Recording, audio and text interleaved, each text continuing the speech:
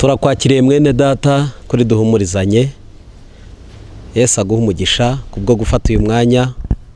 Tugiye kuganira ijambo ry'Imana nk'uko dusanzwe turiganira. Uyu munsi turaganira ku ijambo dusanga mu rwandiko rwanditswe na Yakobo igice cya 5. Turasoma n'umurongo wa 16, tugarukire ku murongo wa 18.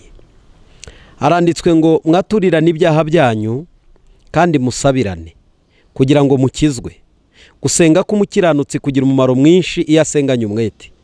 Dore Eliya yari umuntu umeze nkatwe, asaba cyane ko imvura itagwa. Imvura imara imyaka 3 n'amezi 6 itagwa. Arongera arasenga, nuko ijuru rigusha imvura, ubutaka bumeze imyaka yabwo. Amena. Turongera kandi dusome mu byakozwe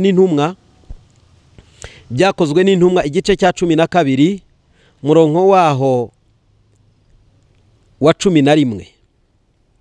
Haranditswe ngo Petero agaruye umutima aribwira ati noneho menye by'ukuri yuko umwami Imana yatumye marayika wayo akankura mu maboko ya Herode, ikankiza iby'ubwoko bw'abayuda bwategerezaga byose. Amena. Turagushimye Uwiteka Mana yacu, turagushimye wewe waduhaye ubuzima, wewe waduhaye umwanya nk'uyu kugira ngo tubashe kubona uburyo bwo kuganira ijambo ryawe. Uyu mwanya tugiye kuvuga ijambo ryawe, tuguhaye ikaze. Reka uyobore ijambo tugiye kuvuga, Mana ntaba ari twe ahubwo aba ari wowe muri twe. Uvugane n'imitima y'abaduteza amatwi bose, kandi ibyo tugiye kuvuga Mana bibashe kumvikana mu mitima yacu twese. Urakoze kutangirana natwe kugera ku musozo mu izina rya Kristo Yesu. Amena. Nguhaye ikaze mwene data mu ijambo ry'Imana. Tugiye kuganira kuri iri jambo rifite insanganyamatsiko ivuga ngo gusenga k'umukiranutsi kugira umumaro mwinshi yasenganye umwete. Kimwe abantu bibazaho gusenga ni iki? Kuki gusenga ari ngombwa? Gusenga ni kimwe Imana yaduhaye dushobora kuganiriramo nayo kandi dushobora gusabanamo nayo. Umuntu ashobora kubona Imana yasenze, ashobora kubona Imana atanasenze, ariko kimwe Imana yubatse kugira ngo tuzabashe kubona Imana mu buryo bwinshi, haba mu buryo bwo gusabana, haba mu buryo bwo kumva imvugo yayo, haba mu buryo bwo kubona imirimo yayo, yashyizeho uburyo bwo gusenga. Gusenga rero ni ikintu umuntu wese akwiriye kubaha, ni ikintu umuntu wese akwiriye guha agaciro. Impamvu ya mbere, iyo umuntu asenga, uko byagenda kose abatandukanye n'umuntu udasenga. Iyo umuntu asenga, ni kimwe gishobora gutuma Imana imuba hafi kuruta uko yabitekerezaga. Ijambo rero ngendereye kubabwira ni ijambo rivuga ngo gusenga k'umukiranutsi bigira umumaro iyo asenganye umwete. Uyu wavuze aya magambo ni Yakobo mwene nyina wa Yesu Kristo. Yakobo uyu yakijijwe nyuma yuko Yesu avuye mu isi asubiye mu ijuru. Yakobo ntabwo yari mu ntumwa mbere yuko Kristo akurwa mu isi, ahubwo yaje kwifatanya n'intumwa nyuma. Atoranyirizwa kuyobora mu itorero ry'i Yerusalemu, ashyizweho na Petero na Yohana na Yakobo mwene nyina wa Yohana. Aba bantu rero bari bakomeye mu itorero ry'i Yerusalemu. Baza gufata umwanya bimika Yakobo. Yakobo akora umurimo ari umubishopu, yari akomeye, yaravugaga ari kijyana, yari umuntu wuzuye imbaraga z'umwuka wera. Uyu Yakobo rero yavuze ku bintu bigera mu 8 shaka kuvugaho gatoya. Icya mbere, mu magambo yavuze avuga ibyerekeye ibigeragezo n'ibishuko. Buriya muri iyi si harimo ibigeragezo, ariko kandi harimo n'ibishuko. Ibishuko ni ikintu gikomeye cyuzuye iyi si. Abantu benshi bari mu bishuko by'iyi si, kandi ibishuko by'iyi si bifite imbaraga. Ibishuko by'iyi si bikurura benshi. Ibigeragezo byo bishobora kuza bizanywe n'Imana, bishobora kuza bizanywe nanjye ubwanjye. Hari ibigeragezo twizanira, hari n'ibigeragezo bizanwa n'Imana cyangwa se na Satani. Akenshi ukwiriye kureba ikigeragezo urimo, niba warakihamagariye ukakizanira ugashaka uburyo wakivanamo, kandi niba ari icyazanywe n'Imana ukegera Imana ugasenga, kandi niba ari icyazanywe na Satani iyo twasenze gikurwaho. Ibi bintu mvuze ni ibintu Yakobo yavuze, aravuga ngo bene data mwemere ko ari iby'ibyishimo nimugubwa gitumo n'ibibagerageza bitari bimwe, hanyuma mumenye yuko kugeragezwa ko kwizera kwanyu bitera kwihangana. Aya magambo yavuga yerekanaga ko ibishuko biriho n'ibigeragezo bidakwiriye kuba ibidukura ku Mana, ahubwo birapima kwizera kwacu. Akenshi uri mu bigeragezo no mu bishuko urebesha amaso yawe, Imana ibiri kugerageza kwizera kwawe, kuko abantu bavuga benshi ko bafite kwizera, ariko ibigeragezo byaza bagatakaza kwizera, ibishuko byaza bagatakaza kwizera. Ariko kimwe Imana itubwira, ntitubwira ko ibigeragezo bizabura, ntitubwira ko ibishuko bizabura, ahubwo bafite kwizera bazakirana nabyo babitsinde kubwo kwihangana. Avuga ikindi kintu, avuga ku murongo wa 12 avuga ngo hahirwa umuntu wihanganira ibimugerageza, namara kwemerwa azambikwa ikamba ry'ubugingo. Iri jambo rishatse kuvuga iki? Abantu bageragezwa ntabwo ari abanzi b'Imana.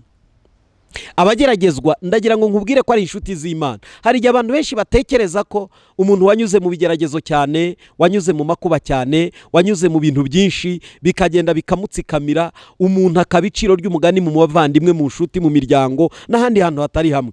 Bantu akenshi batekereza ko uwo muntu atari uwo kwegerwa, atari uwo kuba Imana iri mu ruhande rwe. Ariko kimwe mbabwira, inshuti z'Imana zirageragezwa. Wereye kuri sogokuruza Aburahamu, ukazamuka ukajya kwa Yobu, ukazamuka n'abandi ntari buze kuvuga benshi. Abantu b'Imana baciye mu bigeragezo byinshi, ibishuko birabegera, ariko banesheje ibigeragezo batsinda n'ibishuko kubwo kwihangana. Rero mwene data hahirwa umuntu wihanganira ibimugerageza, kuko namara kwemerwa azambikwa ikamba ry'ubugingo iry'Imana yasezeranije abayikunda. Aha avuga iki kintu arakivuga neza. Avuga icya kabiri, aravuga ngo tujye twumva ariko dutinde kuvuga. Abakristo bo muri iyi minsi bakunda kuvuga kuruta kumva. Abatari yasoza n'ibyo umuntu ari kuvuga, mwene data akaba yasimbutse, itondere kuvuga ahubwo wihutire kumva, kuko umuhanga w'urugendo, umuhanga uzasoza urugendo rwe neza, akunda gutega amatwi akumva, akunda gufata umwanya we akumva, ariko agatinda kuvuga. Abahanga benshi bagiye bavuga ko umuntu utajya ugira kwicuza ni umuntu utekereza ibyo agiye kuvuga, kandi akabanza agatinda kuvuga, akabitekereza akabigaragura karindwi mu kanwa. Si karindwi gusa, ashobora no gufata umunsi wose atavuze icyo ashaka kuvuga, akazakivuga ku munsi ukurikiyeho, ariko yakitondeye. Rero Bibiliya tubwira ngo tujye dutinda kuvuga ariko dufate umwanya wo kumva. Avuga ku kindi cya gatatu, aravuga ngo tujye twiga gushyira ijambo ry'Imana mu bikorwa. Abantu benshi n'abahanga mu kumva ijambo ry'Imana, ariko nabaswa kurishyira mu bikorwa. Mumbabarire gukoresha iryo jambo, abenshi turabahanga mu kumva tugatega amatwi, ariko nanone gushyira mu bikorwa bikananirana. Kuko niko yabivuze mu gice cya mbere umurongo wa 22 ngo ariko rero mujye mukora iby'iryo jambo, atari ugupfa kumva gusa mwishuka, kuko uwumva ijambo gusa ntakora ibyaryo ameze nk'umuntu wirebeye mu maso he mu ndorerwamo, maze yamara kwireba akagenda uwo mwanya akiyibagirwa ukwasa. Ibi ndabigereranya muzarebe muri iyi minsi turimo n'iterambere. Abantu benshi bagendana mu masakampe twa miruwari, ashobora kujya muri dushe akireba, kuko muri dushe zirimo indorerwamo, akava muri dushe yagira mu cyumba kumva nabwo ntabwo akiyumva uko yarari, akajya no mu ndorerwamo ya garderobe nabwo akireba, akumva ntibihagije, agafata agasakambeke agakubita mu miruwari, akajya muri tuwarete iyo ku rusengero akireba, akikoraho, ariko uko byagenda kose iyo haciye iminota 10 aba yibagiwe ukwasa. Uwo muntu ikibazo cyo kugendana miruwari niki? Nuko atifitiye icyizere mu kwireba kwe. Dore icya mbere rero, ijambo ry'Imana naryo ni indorerwamo duhora twirebamo, duhora twigenzuriramo. Donc umuntu wese witwa ko yumva ijambo ry'Imana akwiriye gukora ibyaryo, atari ugupfa kuryumva gusa, kuko uryumva ntakora ibyaryo aba yishuka. Ikindi yavuzeho cya kane, yavuze kwizera kutagira imirimo kurapfuye. Umuntu wese uvuga ko afite kwizera ariko ntagira imirimo akora, ntafashe imfubyi, ntafashe abakene, ntagaburire abashonji, ntasura abarwayi, ntiyite ku bafunze ngo yite ku mbohe, ntababarane n'abababaye, ntagende ngo yite kuri ba bantu, agasa n'umuntu uvuga ngo arizera gusa ariko ntagire ibikorwa byiza, ntiyite ku itorero. Mbibutse ko itorero ni abantu, ntabwo ari urusengero rw'inyubako. Hari imirimo myinshi ikwiriye gukorerwa mu itorero abantu benshi birengagiza. Abantu benshi birengagiza ibikorwa by'itorero bibwira ngo ni imirimo y'abapasiteri, ariko ntabwo ari byo. Imirimo yose dukwiriye gukora ikwiriye kujyana no kwizera kwacu. Iravuga rero kwizera kutagira imirimo kuba gupfuye. Avuga ku kindi, aravuga ngo ururimi rutayoborwa ni ikibazo. Abarokore benshi twarakijijwe, ndashimira Imana. Nanjye navuye mu kabari, nzagira umwanya wo kubivugaho. Abenshi bavuye mu busambanyi, abandi bavuye mu burozi bajyaga barogana, abandi bavuye mu bigirwamana. Ariko amagambo ni bande bagira amagambo menshi? Ni abarokore. Abakizwa ugasanga baragira amagambo, ugasanga umuntu ninde wasebeje mugenzi we ni umukizwa, ninde watukanye na mugenzi we ni umukirisitu, ninde wagiye kuvuga amagambo, ninde bahora bahamagara ngo subira mu byo wavuze ni umukristo. Kuki umukristo ahora mu gusubira mu byo yavuze bamusubirishamo? Ni uko utarinda ururimi.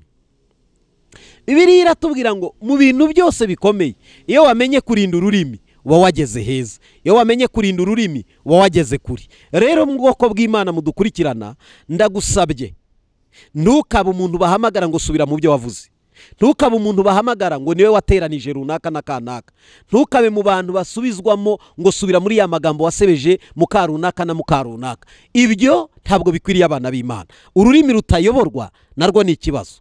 Bibiliya ikomeza tubwira ngo ubwenge buva mu ijuru ubwo ari bwo. Icyo kintu akidefinisa yagaragaje ubwenge bw'isi mu gice cya 3 n'umurongo wa 17. Avuga ubwenge bw'Imana, avuga n'ubwenge bw'isi. Abantu benshi bakunda gukoresha ubwenge bw'isi kurusha gukoresha ubwenge bw'Imana. Bibiliya iravuga ngo ninde muri mwe w'umunyabwenge kandi w'umuhanga niyerekanisha ingeso ze nziza imirimo ye, afite ubugwaneza n'ubwenge. Ariko niba muhorana amakimbirane, donc aho amakimbirane ari nta bwenge bw'Imana buba buhari.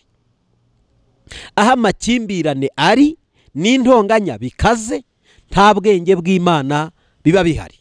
Akomeza asubiramo neza, arababwira ngo noneho ntimukabyirate ngo muvuge ko ari iby'ukuri, ngo mubeshyere ukuri. Bene ubwo bwenge si bwo bumanuka buvuye mu ijuru, ahubwo n'ubw'isi, n'ubw'inyamaswa abantu ndetse n'ubw'abadayimoni. Kuko aho amakimbirane n'intonganya biri ariho no kuvurungana kuri no gukora ibibi byose. Ariko ubwenge buva mu ijuru, irya mbere munyumve neza, irya mbere buraboneye, burimo kubonera, burimo gukiranuka, burimo kwera, burimo ukuri. Icya kabiri n'ubw'amahoro. Ahantu hari ubwenge bw'Imana haba hari amahoro. Nubona umuntu avuga ngo agira ubwenge ariko ntazanira abantu amahoro, uwo muntu nta bwenge aba afite buva ku Mana. Icyakora ashobora kugira ubumenyi buva mu ishuri, azi kuvuga Icyongereza, azi kuvuga Igifaransa, ariko niba adashobora gutanga amahoro nta bwenge bw'Imana baba umurimo. Kuko isoko y'ubwenge icya mbere irimo kubonera, icya kabiri irimo gutanga amahoro. Ese mwene data, ujya umenya guhesha amahoro bene so mubana? Ujya umenya guhesha amahoro bene wanyu mugendana, abo mukorana, abo mubana muri sosiyete, abo mubana mu rugo, mu nzu, wa muturanyi wo mu gitanda, ujya umenya kumushakira amahoro? Kuko aho ubwenge bw'Imana buri amahoro araza. Icya gatatu, Bibiliya iratubwira ngo bene ubwo bwenge hariho akandi kavuga ngo ariko ubwo bwenge buva mu ijuru, icya mbere ariko bene ubwo bwenge buva mu ijuru, irya mbere buraboneye kandi n'ubw'amahoro n'ubw'ineza, bwemera kugirwa inama, bwuzuye imbabazi n'imbuto nziza, butarobanura ku butoni kandi butagira uburyarya. Akomeza avuga ngo n'ubw'ineza, bwemera kugirwa inama. Mwuka agira Imana. Biratangaje kubona umuntu avuga ngo agira ubwenge ariko akaba atemera kugirwa inama.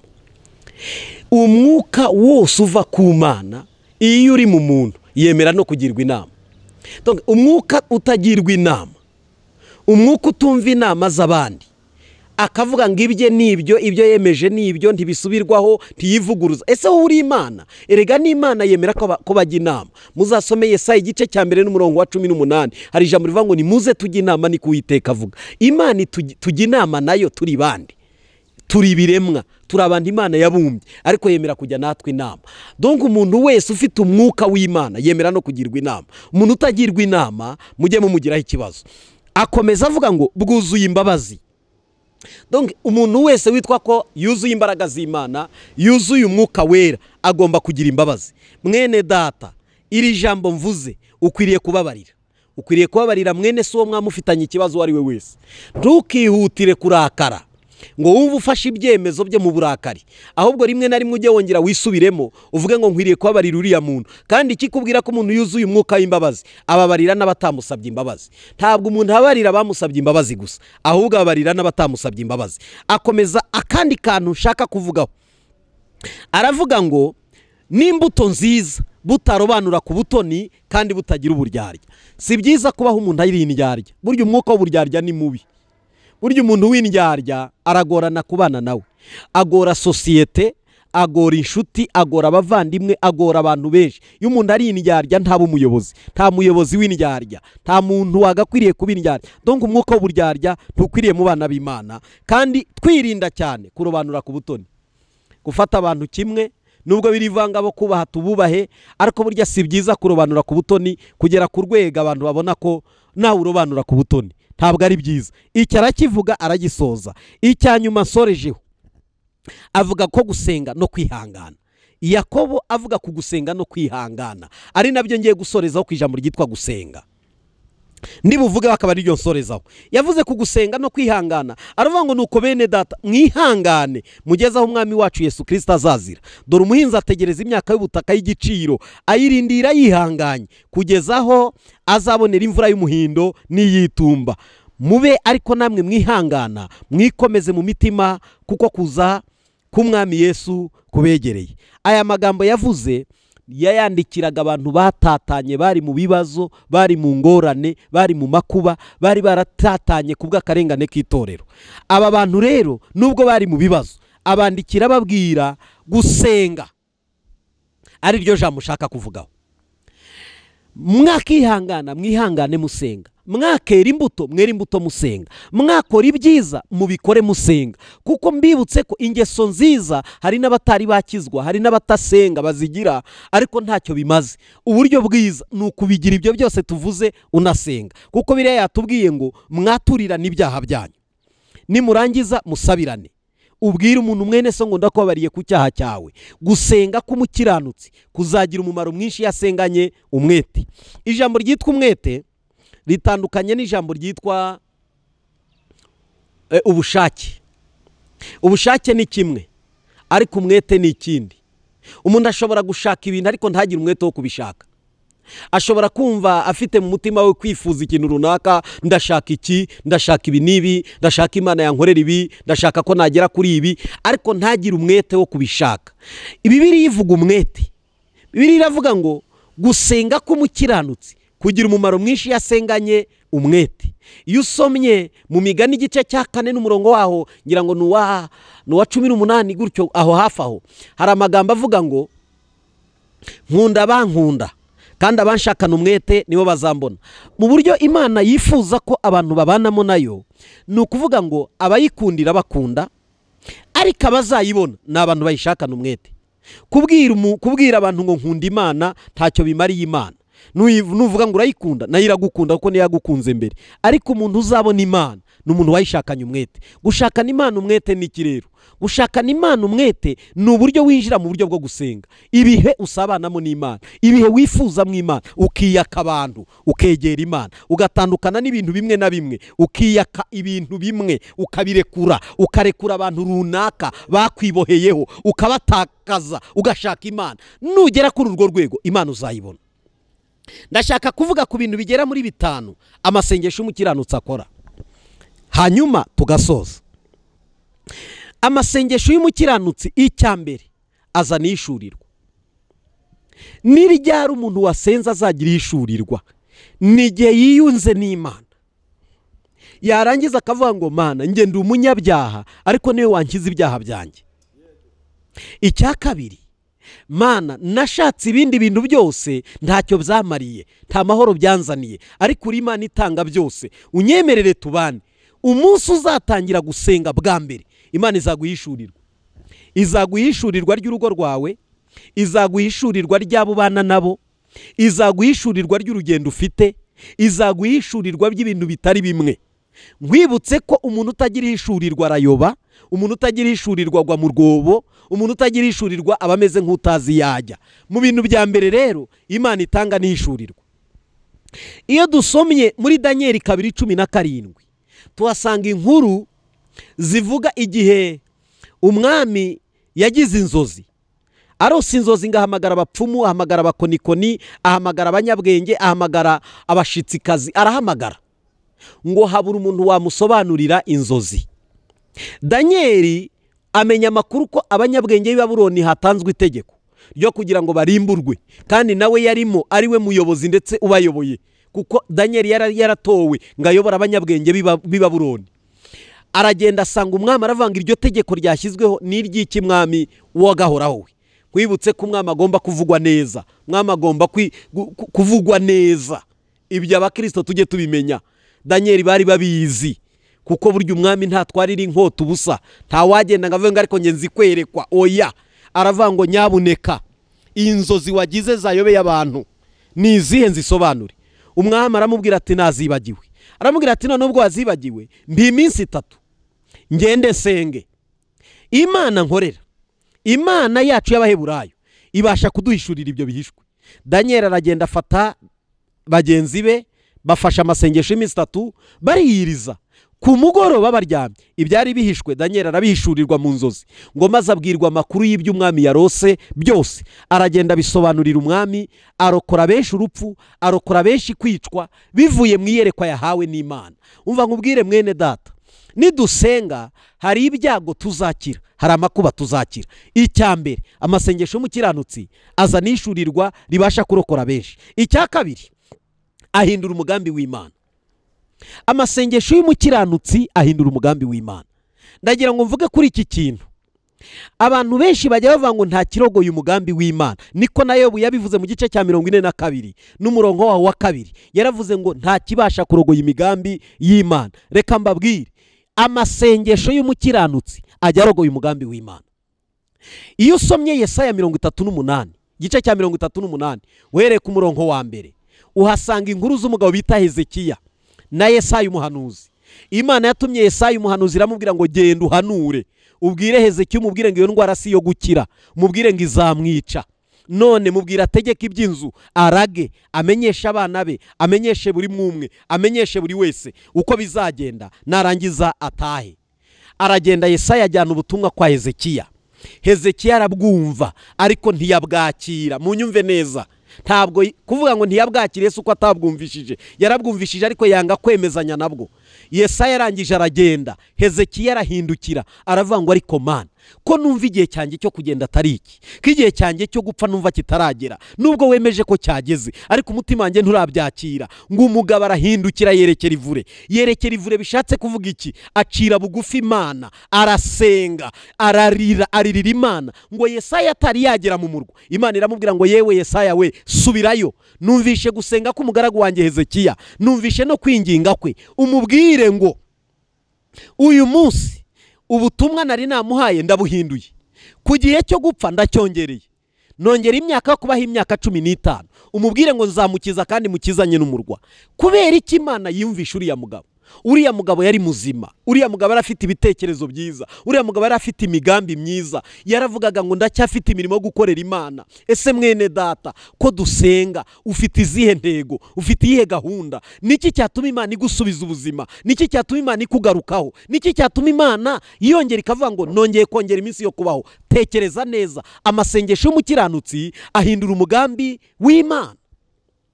Amasengesho y'umukiranutsi abasha guhindura umugambi w'Imana. Wowe undeze amatwi mwene data, ndagira ngo nkubwire, nusenga ukiranuka hari ibintu byinshi bizahinduka. Iby'Imana ari yarakugambiriyeho bitari byiza, iby'Imana ari yarakugambiriyeho bikomeye, byari kubabaza umutima wawe. Nuhindukira gusa ukerekera ivure, ugaca bugufi ugasenga, umugambi w'Imana uzahinduka ku buzima bwawe.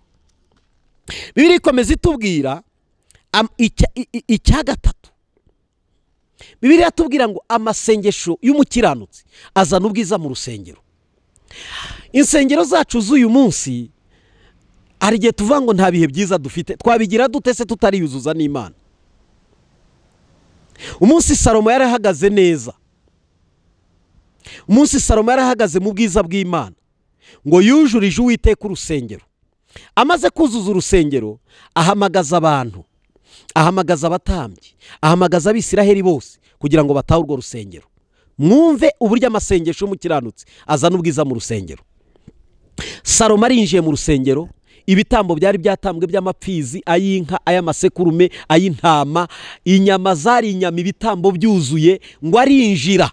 Isengesho rikorwa n'umwami bita Salomo. Iyo usomye mu ngoma za kabiri igice cya 7 n'umurongo wa 2, cyangwa se igitabo cya kabiri cy'ibyo ku ngoma igice cya 7 n'umurongo wa 2, muhasome neza. Abafite Bibiliya mukurikiye muze gusoma. Ngo yarasenze, ngo ubwiza bw'Imana bwuzura urusengero, ngo abatambyi babonanirwa kwinjira mu rusengero. Uwo ni umuntu umwe ukoze isengesho gusa. Ubwiza bw'Imana bwuzura mu rusengero, abatambyi bananirwa kwinjira, baratinya kubw'icyubahiro cy'Imana cyari cyuzura urusengero. Kubera iki? Salomo yari agihagaze neza, yari agihagaze mu mwanya we, yari agifite imbaraga z'ubwiza bw'Imana, yari agihagaze n'Imana bahagararanye. Umunsi yateshutse, bwa bwiza bw'Imana bwavuye mu rusengero, ibihe byiza biragenda, ibihe byo gusabana n'Imana bikurwa mu rusengero, abantu basigara batagikunda inzu y'Imana. Ndagira ngo mbabwire, nitwita ku gusenga neza, tugasenga twasamye igicaniro, ubwiza bw'Imana buzaza mu rusengero. Imana ishimwe cyane. Icya 4, amasengesho y'umukiranutsi abohora imbohe. Amasengesho y'umukiranutsi abohora imbohe. Ndagira ngo mvuge kuri iki kintu. Ahantu hose umuntu yaba aboheye, haba mu nzu y'imbohe mu buryo bw'umubiri bugaragara, ari muri gereza, yaba ari kuba aboheye mu buryo bw'imyuka mibi, amasengesho y'abakiranutsi azabohora abo bantu bose bave mu ngoyi y'umwanzi.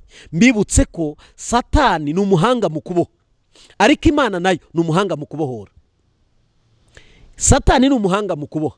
Atuboha akoresheje abarozi, atuboha akoresheje imyuka mibi, atuboha akoresheje uburyo bwose bushoboka, rimwe tukisanga mu mazu y'imbohe. Ariko ndagira ngo mbabwire, amasengesho y'umukiranutsi akura imbohe mu nzu y'imbohe.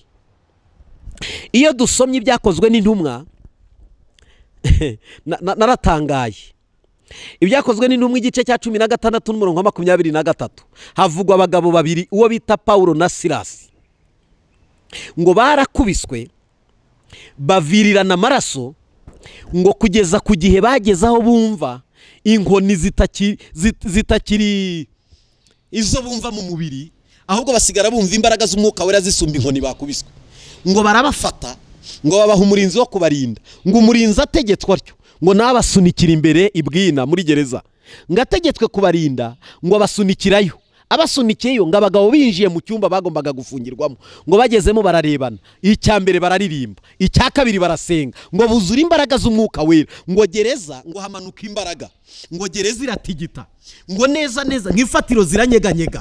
Ngo muri uwo mwanya barimo basenga buzuye imbaraga z'umwuka wera, ngo n'izindi mbohe zirabumva, ngo imiryango irakinguka, ngo ingoyi zari zibaboshye ziradohoka. Nicyo nkubwira, amasengesho y'umukiranutsi abohora imbohe, abohora ingoyi, acagagura iminyururu, akingura imiryango, aramenagura, arasenya mu izina rya Kristo Yesu. Ndagira ngo nkubwire wowe unteze amatwi, nusenga abawe bari mu nzu y'imbohe bazasohoka. Nusenga abawe baboshywe na Satani bazarekura, Satani azarekura abo yaboshye. Amasengesho y'umukiranutsi abohora imbohe. Uyu ni Paulo na Sila tuvuzeho. Reka mvuge kuri Petero ngana ku musozo. Petero mbibutse ko yari intumwa nkuru, kandi uburyo yari intumwa nkuru biranshimisha, ndamukunda. Umugabo utari warize, umugabo utari ufite ubuhanga bwinshi, ariko ari yuzuye imbaraga z'Imana. Hari abantu bajya batekereza ngo ese twabwiriza ubutumwa bwiza tutarize. Iyo Imana ikwigishije wabivuga. Kwiga ni ukunoza umuhamagaro, ariko umuhamagaro urihariye. Umuhamagaro ushobora gukoreshwa n'abatarize, umuhamagaro ushobora gukoreshwa n'abize, umuhamagaro ushobora gukoreshwa n'abantu muri rusange, ariko ikiwunoza ni imbaraga z'umwuka wera. Uburyo bwose rero bakozemo twasomye mu byakozwe n'intumwa 12. Bibiliya tubwira ngo nuko muri icyo gihe umwami Herode ngo afatira abo mu itorero, ngo arangize yicisha Yakobo inkota, ngo yiyongeza Petero. Ngo yiyongeje Petero, abitorero bagira umwete wo kumusengera ku Mana. Herode yabarushaga imbaraga. Herode yagaragaraga mu by'ukuri nk'umuntu ukomeye, kandi koko yari umwami, niwe wari ufite amategeko, niwe watangaga kwica no gukiza. Yishe Yakobo mwene wabo na Yohana, amaze kumwica yiyongeje Petero. Abitorero bashaka igisubizo gihamye, ndagira ngo nkubwire ibintu byatuyobeye nyamara bizingiye mu gusenga. Ibintu byinshi tubona bitusumba, biturusha imbaraga, biturusha amaboko, bizingiye mu gusenga. Ngabitorero bagira umwete wo kumusengera, barasenga ngo umunsi barimo basenga ngo Herode yari bumusore iryo joro. Ndagira ngo nkwibutse ko ijoro umuntu ari bupfiremo ni ijoro ubundi aba yapfuyemo. Umuntu ntapfa ku munsi wo gupfaho, apfa mbere yo gupfa. Buriya abenshi batanyuze mu mpfu ntabwo bashobora kubyumva. Akenshi urupfu rugutwara wapfuye kare. Petero uyu nguyu yari arindishijwe abasirikare 16. Aba basirikare 16 bari bamurinze, ndabagereranya n'ibibazo 16. Buriya hari umuntu ufite ikibazo kimwe, akagira icya kabiri, akagira n'icya gatatu, akagira n'icya kane, ka 16 bimuzengurutse. Reka aba basirikare mbagereranye n'ibibazo 16 bizengurutse umuntu. Kandi mbibutse ko hari igihe ikibazo gisimburwa n'ikindi, agahinda kagasimburwa n'akandi. Ndagira ngo mvuga aka kantu. Ikibazo iyo gisimburwa n'ikindi bishatse kuvuga iki?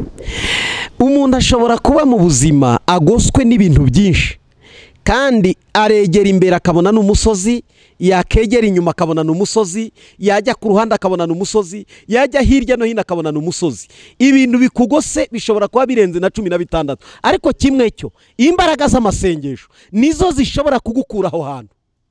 Petero yari arinzwe n'abasirikari 16.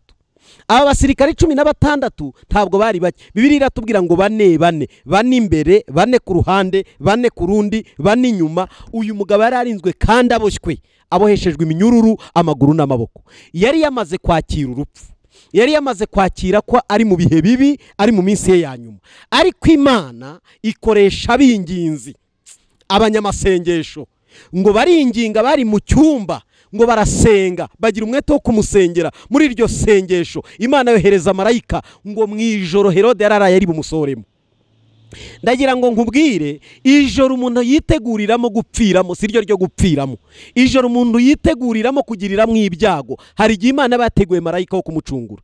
Herode yarazi ngo birarangirana n'uyu mugabo mu gitondo, akamwica, akamuhwanya na Yakobo. Na Yakobo yaramaze kwica, ariko yirengagiza ko nihaboneka abasenga uriya muntu ntazaba agipfuye. Nihaboneka abasenga bariya basirikare ubwinshi bwabo Imana irabarusha imbaraga. Ikibazo si ubwinshi bw'ibitugose, ikibazo ni ukudasenga kwacu, ikibazo ni ukutegera Imana, ikibazo ni ukudatabaza. Umwanditsi yaravuze ngo ntabaza ndagutabara. Ngiki kintu cyari gikenewe aha hantu. Ndagira ngo nkwibutse ibikuzengurutse ubwinshi bwabyo, ukeneye ijambo rimwe rivuga ngo Mana ntabara. Kandi nkwibutse ko utabarwa ninde? Nuwatabaje. Petero ntiyari agifite imbaraga zo gutabaza. Nugera igihe cyo kubura imbaraga zo gutabaza, uzahamagara abagutabariza. Ngiki cy'abashumba bamaze, ngiki cy'abahanuzi bamaze, ngiki cy'abavuga butumwa bamaze. Nukwingingira itorero. Itorero ni bande? Ni abakristo bene wacu, ni abavandimwe bene wacu, abo Satani yaboheye ahantu. Ndagira ngo nkubwire, wikiherera nibyo, tabaza. Uyu mugabo aratabarizwa ngo umwanya barimo batabazamo Imana yohereza marayika, aramanuka, arinjira, yinjiye mu cyumba Petero arimo. Akikinjiramo ngamukoma mu mbavu, aramubwira ngo Petero byuka. Ngakibyuka iminyururu yari imuboshya amaboko iradohoka imuvaho, yari iri ku maguru iracika. Aramubwira ngo haguruka, aramubwira ngo kenyera mushumi wawe, ukenyera umwitero, arawukenyera. Kweta inkweto, arazikweta. Fata inkoni y'urugendo, aramubwira ngo ngwino nkurikire. Ngo aramukurikira, urugi rwa mbere rurikingura. Umva imbaraga z'amasengesho, imiryango irikingura. Ntabwo imbaraga z'amasengesho zisaba audience. Oya, iyo wasenze uhamanya n'Imana, Imana ijya yohereza marayika akagusohora ahantu utatekerezaga ko wazasohoka, akakuvana ahantu utatekerezaga ko wazava.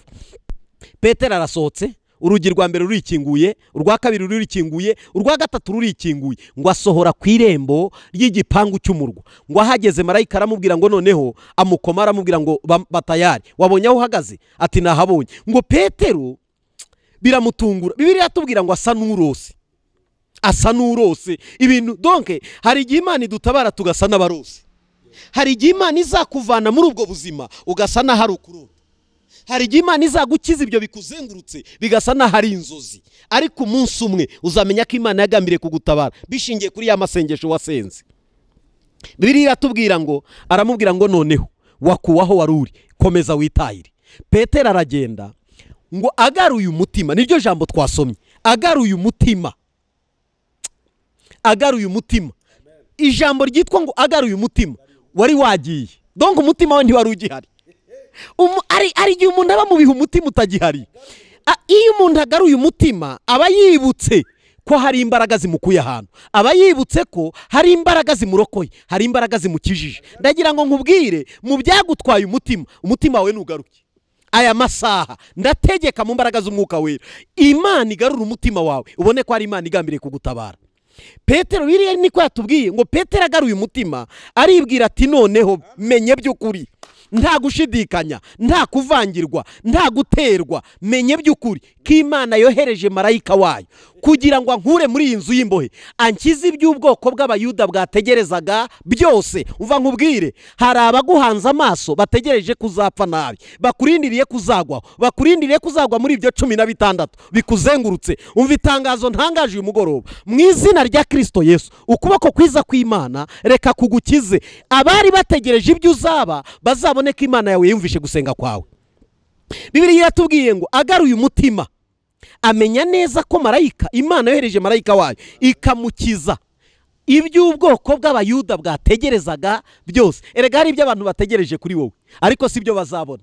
Bazabona ibinyuranye n'ibyo bibwiraga, bazabona ibinyuranye n'ibyo bari bategereje. Dore impamvu ya mbere, gusenga k'umukiranutsi kugira umumaro mwinshi yasenganye umwete, apana ubunebwe. Ari abantu basenga bafinina ngo Mana uzabikorere kwiyubahisha, ngo Mana uzabikorere ko wamenye.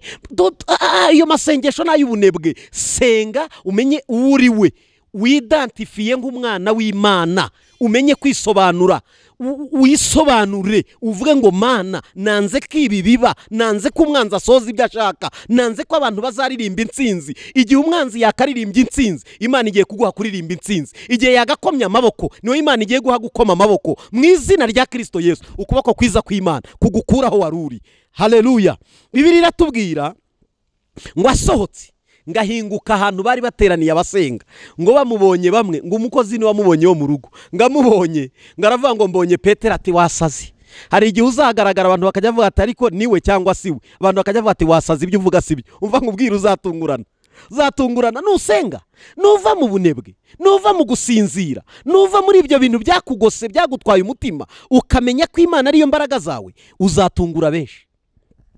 Ngo agaruye umutima asanga abantu bariho basenga, ngo nabo bakajya bavuga ngo ni umuzimu. Donc nubwo basengaga batizeye, ariko aratabarwa, akurwaho basengeye. Ndagira ngo nkubwire, aho hantu uri ntuzahapfira, ubwo buzima unyuramo ntuzabugwamo. Imana iteguye gahunda, hari marayika wayo wo kugutabara. Ngana ku cyanyuma dusoza, azura abapfuye.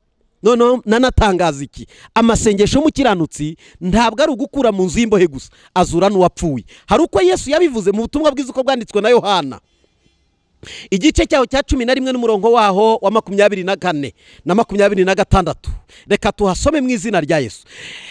11 ku murongo wa 24 dusome mu izina rya Yesu. Ijambo riratubwiye ngo Yesu aramubwira ati musaza wawe azazuka. Marita aramubwira ati nzi yuko azazuka ku muzuko w'umunsi w'imperuka. Yesu aramubwira ati ninjye kuzuka n'ubugingo, unyizera naho yaba yarapfuye azongera abeho, kandi umuntu wese ukiriho unyizera ntazapfa iteka ryose. Mbese wizeye ibyo? Iryo ni ijambo Yesu yabwiye Mariya wari wamaze guhamba musaza we amaze iminsi 4 mu gituro, atagifite ibyiringiro by'uko azazuka, atagifite gutekereza ko azongera kumubona, atagifite kumva ko bakongera bagahoberana, atagifite impundu zo kuririmba. Yesu aramubwira ngo umuntu unyizera kabone naho yaba yarapfuye azongera azuke. Ese urarizwa n'iki? Urarizwa n'abapfuye bazazuka, urarizwa n'ibyamaze gupfa nabyo byazuka. Kandi reka mbabwire, nzi abantu benshi Imana yakuye mu rupfu. Nanjye ndi umuhamya, nubwo ntapfuye ngo bampambe, ariko nagarukiye ku nkota. Ibi mbabwira ndi umuhamya, nzababwira ibyabyo. Icyo nenda kukubwira, Imana ni Imana izura abapfuye ikazura n'ibyapfuye. Uyu Lazaro yari inshuti ya Yesu. Iyo mpamvu ibintu byose mushaka mujye mubanza mu bishuti ya Yesu. Rimwe na rimwe hari abantu bashaka ibitangaza by'Imana ariko batari inshuti ya Yesu. Ndagira ngo nkwibutsa aka kantu ujye ukibuka. Ese nuvuga ngo ndashaka Imana, jya ubanza ushaka ubushuti. Lazaro yari inshuti ya Yesu, ngo Yesu afata urugendo ajyayo. Agezeyo asanga barira bari ku kiriyo nk'icyo bariho bakuririra. Hari abantu bajya birirwa baturirira ariko badashobora kudusengera. Disi dore uko byagenze, ariko ntiyakwiyiririza nayo umunsi umwe. Dore uko yabaye, disi dore uko byamugendeye, yakozwe n'isoni, inzu ye barayitwaye, disi dore uko yapfushije, dore uko byamugendekeye. Ariko isengesho ry'iminsi ibiri ntimwarisangira. Bene uwo ntukamutindeho. Ngiye abantu bandirira kubw'amarira badashobora kumfasha, bavuge ngo muri uyu mwanya reka twifatanye nawe, amarira yabo nta gaciro njyanya. Yesu arabareba abayuda bari kurira, areba amarira yabo, ngo nawe abarebye kuko batizeraga. Buriya niba ari ikintu kibabaza Imana ni abantu batizera. Abaheburayo 11:6 aravuga ngo kuko utizera adashobora kunezeza Imana. Ndagira ngo nkubwire, nubwo twabwiriza tukavuga, nutizera tuzigera unezeza Imana. Umutima wizera ni unezeza Imana. Umutima wumva ijambo ukaryizera, uwo mutima uzabona Imana. Ariko umutima utizera urarwaye. Kandi iyo ndwara ni icyorezo, ni covid. Nayo ni covid burya. Nayo ni covid, kandi burya kutizera ni indwara iteye ubwoba kuko irica. Yishe benshi, yisha abakozi b'Imana bamwe batakizera, yisha abantu bakristo bamwe bavuye mu kwizera. Kwizera niko kudukiza, kwizera niko kutubatura, kwizera niko kuduhesha. Haleluya. Bibiliya tubwira ngo Yesu nawe arababara, ababazwa nuko abantu batizeye. Aramanuka arababwira ngo noneho munyemerere munjyana uwo muntu mwamushyinguye.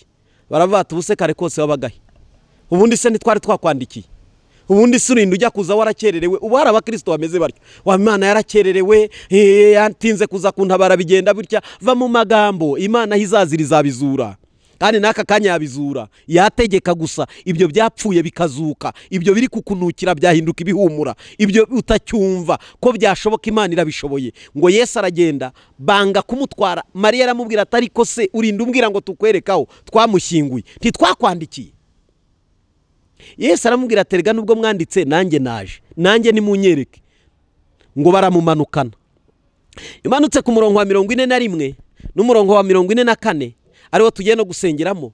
Ngo Yesu ahageze abwira bari bamuhambye, arabwira ngo nimukureho igitare. Baramubwira ati ariko mwigishwa aranuka. Nagira ngo dusenga ni ijambo nenda kukubwira. Reka kuvanga ibintu byararangiye, ntabwo birarangira. Reka kuvanga ibintu ntibigishoboka, ntabwo ari uko bimeze. Ibintu biracyashoboka.